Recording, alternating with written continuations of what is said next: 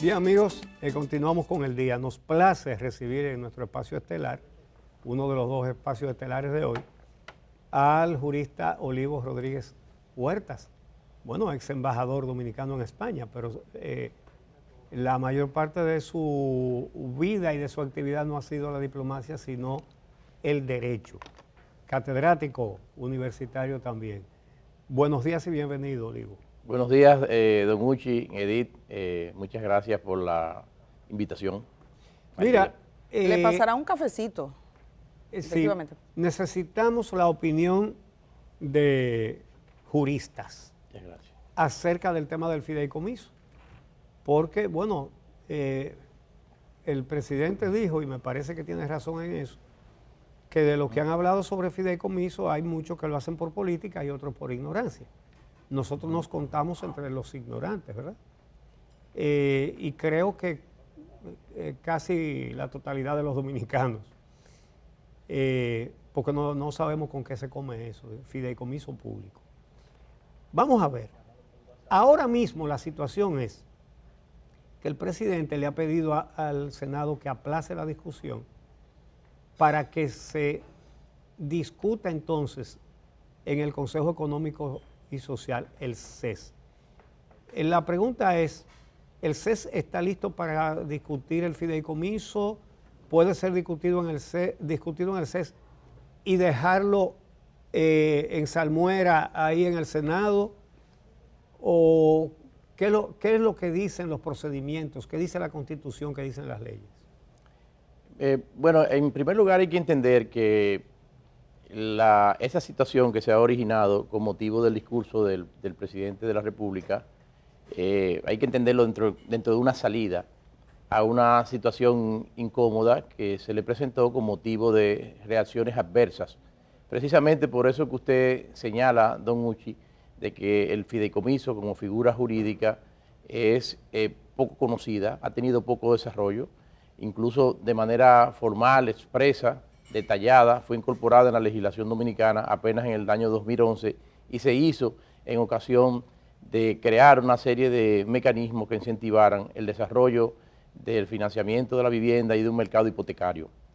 Es una figura extraña al sistema jurídico que hemos seguido, de tradición continental europea, de origen francés en el caso nuestro, porque básicamente quienes la han desarrollado más es el sistema sajón, ¿no?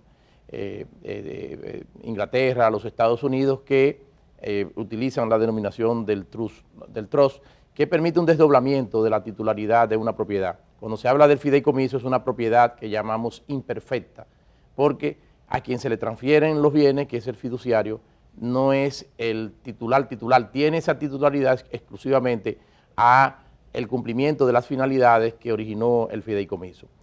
La salida, le decía, del presidente fue una salida hábil ante la situación. Lo otro era mantener la posición con un costo político que pudo haber sido alto y también la salida del retiro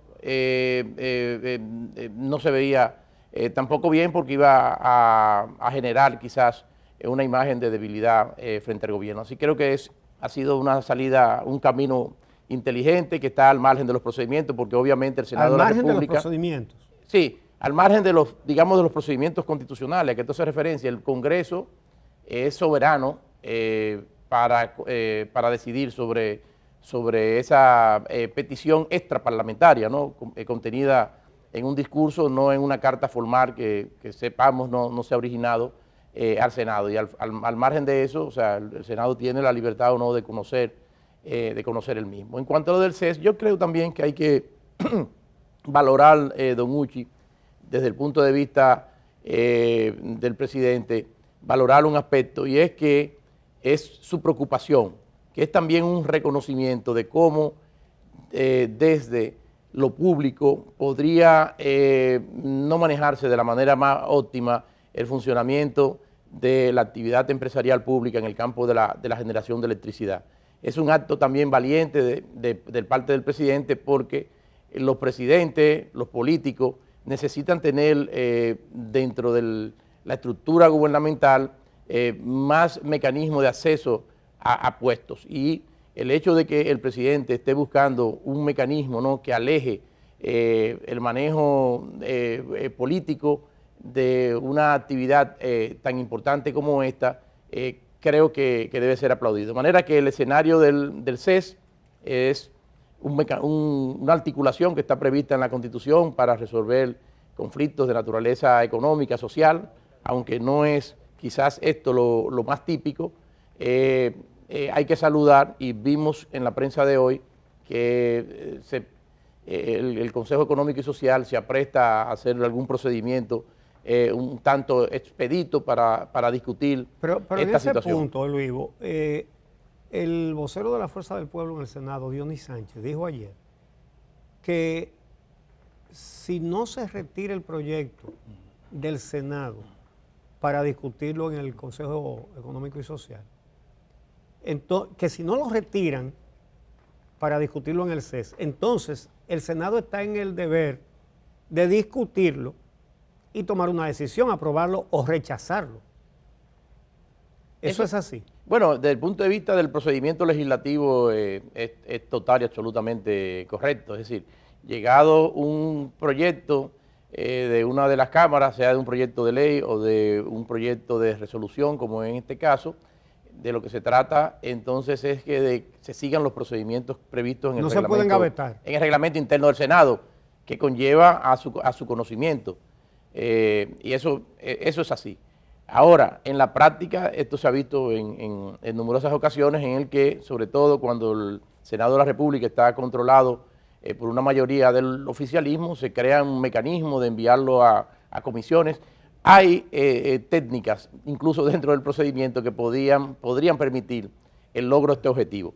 En mi opinión, don Uchi, sin embargo, yo creo que a pesar de que el presidente así no lo anunció por las razones prácticas que yo señalaba al inicio de mi intervención, yo creo que ese fideicomiso, en esos términos, en la forma que fue planteado, realmente falleció el domingo con el discurso del presidente. No es que el presidente no vuelva a insistir y a optar por la técnica del fideicomiso una vez se apruebe una ley sobre la materia, o que se vaya a utilizar otra vía. No lo sé porque no soy adivino, pero ese proyecto como tal realmente falleció con el discurso del presidente Abinader el domingo pasado. Alguna gente se puso sospechosa pensando que el destino final de las plantas de Punta Catalina sería la privatización. Para ti, ¿cuáles son las principales objeciones que tú haces como jurista a ese proyecto de ley? Sí, justamente parte de las críticas originales estuvieron enfocadas hacia ese mecanismo, ese esquema, constituía o no una privatización. El fideicomiso como figura per se no implica realmente una privatización, aunque hay que reconocer también que dentro del esquema de la crítica produjo preocupación orientada a este aspecto la figura del fideicomitente adherente, que es una especie de socio privado que se puede incorporar en el curso de la vigencia y que podría ir en detrimento, aunque no sea de la titularidad material del inmueble en el que opera la actividad empresarial pública de generación, podría sí conllevar a una disminución de los beneficios, de las utilidades y ser transferida al sector privado. Es tan así que el propio ministro de Energía y Minas, que fue uno de los firmantes como fideicomitente por parte del Estado en su calidad de ministro de Energía y Minas, señaló que él no conocía esa figura y que a pesar de que firmó el contrato. Entonces esto generó todas esas preocupaciones. Mis críticas constructivas han estado orientadas hacia otros aspectos que tocan a la viabilidad misma de la figura en ausencia de un marco legal y ante la presencia de algunas disposiciones que están previstas en leyes muy importantes como la Ley Orgánica de la Administración Pública, la ley que regula, ¿no?, el endeudamiento público en nuestro país, disposiciones constitucionales que prohíben, cuando se trata de actividad empresarial pública y privada, someterla a regímenes de discriminación separados, etcétera. Es decir, yo he hecho algunas puntualizaciones que tocan en este caso a la viabilidad misma de la figura. Y por eso yo recomendaba en ese artículo que escribí para mi blog el jueves en la noche al presidente de la República de que no se utilizara en el caso de una actividad como la actividad de generación, no se utilizara la misma si no hay una ley. Porque además, don Uchi, la actividad de generación no es una actividad cualquiera, es una actividad que está sometida a una regulación pública y donde no cualquier persona puede ser, me refiero a personas desde el punto de vista de las personas jurídicas, no puede ser titular de una habilitación para operar en el campo del sector eléctrico.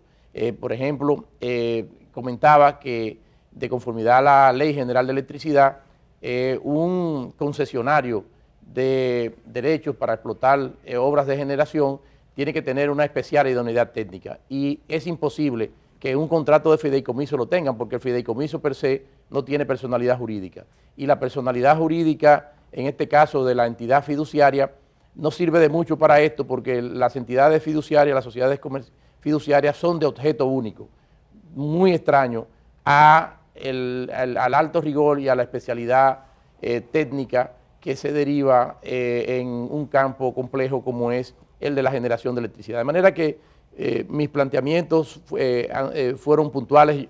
A mí me parece que la mejor salida es ante una situación como la que está en curso en la sede AAA de un proceso de liquidación, y es que con esta actividad empresarial de generación de electricidad tiene esa connotación de carácter comercial, industrial, empresarial, bueno, pues se siga al pie de la letra lo que manda la Ley Orgánica de la Administración Pública, y es que le prohíbe al Estado incursionar o explotar actividades de esta naturaleza con formas de derecho público.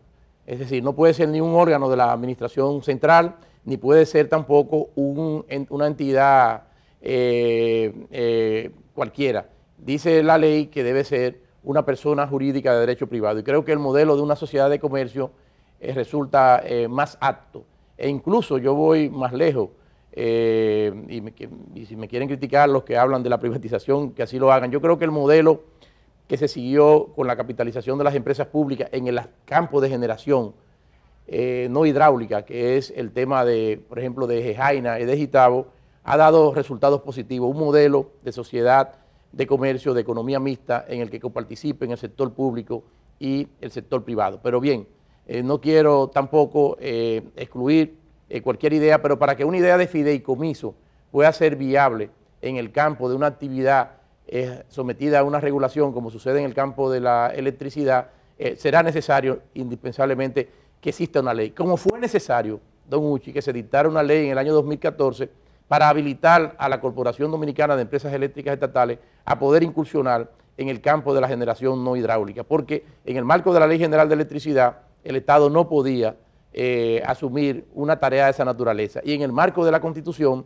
la actividad empresarial está sometida al llamado principio de subsidiariedad, es decir, en la medida en que la iniciativa privada satisfaga adecuadamente y en condiciones óptimas para los usuarios un determinado renglón, un determinado ámbito de actividad privada, no es necesario la presencia del Estado allí. El Estado interviene dentro de un carácter subsidiario y por eso esa ley que se dictó en el año 2014 establece con carácter muy claro no solamente la provisionalidad de esa incursión del Estado, sino que obedecía a la misma de que la proyección de la inversión privada frente a versus la demanda futura de generación de electricidad no eran compatibles, y por eso tuvo que intervenir el Estado. Por eso lo hace a título excepcional. De manera que la utilización de un fideicomiso también tendría que ser a título excepcional y eso necesitaría una modificación